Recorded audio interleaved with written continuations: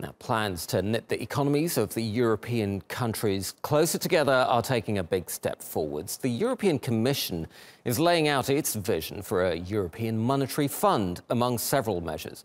The fund would help countries facing economic crises that are not part of their making.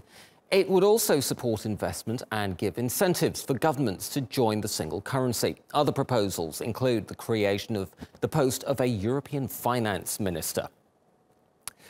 For more on this, let's go to Jack Parrock, live in Brussels. Jack, welcome. Nice to have you.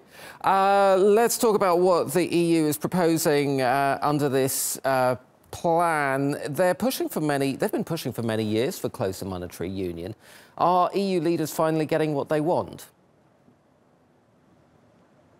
Well, some are, especially those in France. Emmanuel Macron has always been pushing in his campaign before he was elected president, for instance, for closer Eurozone integration. And today what we've seen is the European Commission kind of step in with a series of proposals ahead of the European Council. Now, what the Commission has done is basically put itself right at the heart of this Eurozone integration. So, for instance, this idea of a Eurozone finance minister that would be essentially chairing the Eurogroup, which is the current group of the 19 Eurozone finance ministers. That's something where it really pushes the Commission in there, whereas perhaps the member states might not like that so much. They would prefer it to be one of their own, a finance minister from one of the Eurozone countries, as it is now, in fact. And also we're seeing the European Commission put itself in charge of the European monetary fund, this proposal, so make it something of an EU institution, where again some of the EU governments would prefer that to be a sort of governmental thing within the European Council, which represents the governments. So what we've seen is the European Commission step in with these proposals, but they'll all be looked at next week's summit, when there's going to be a special summit of just the Eurozone countries. Jack, do you think the UK's imminent departure from the European Union is making this kind of closer integration easier?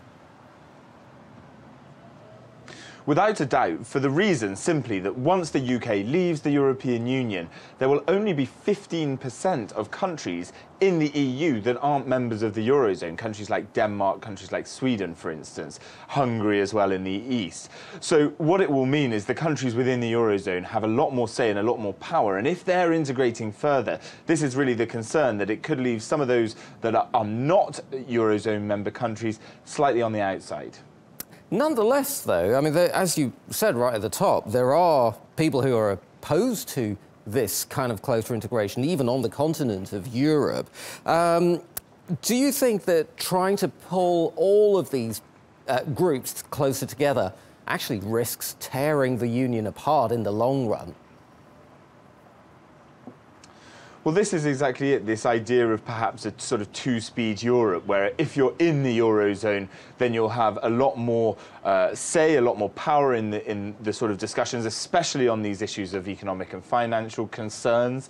And that was the concern. We heard a lot of sort of Hungarian, specifically a country that's Hungary, always on the outside, always sort of pulling away from the European Union and opposing a lot of the things that Brussels is doing, really starting to question whether this is something that they would want to be involved in. Now, the EU is saying that this is something for everybody, that closer Eurozone integration benefits everyone, and that all the measures would be there for all the European countries. But I don't think today, with these proposals, they've quite yet won over some of the people that aren't in favour of it.